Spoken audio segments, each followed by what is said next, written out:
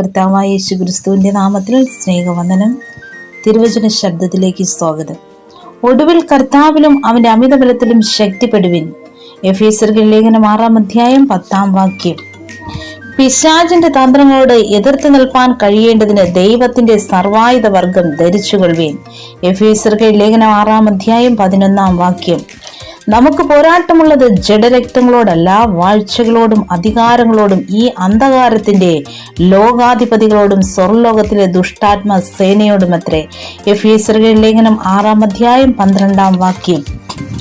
അതുകൊണ്ട് നിങ്ങൾ ദുർദിവസത്തിൽ എതിർപ്പാനും സകലവും സമീപിച്ചിട്ട് ഉറച്ചു നിൽപ്പാനും കഴിയേണ്ടതിന് ദൈവത്തിന്റെ സർവായുധ വർഗം എടുത്തുകൊള്ളുവിൻ. എഫേസ്യർക്ക് ലേഖനം 6:13. നമ്മെ സംരക്ഷിക്കുന്ന ഒരു ദൈവമുണ്ടെന്ന് മനസ്സിലാക്കുന്ന ദൈവമക്കൾക്കായി ദൈവത്തെ സ്തുതിക്കുന്നു. God bless you. Thank you.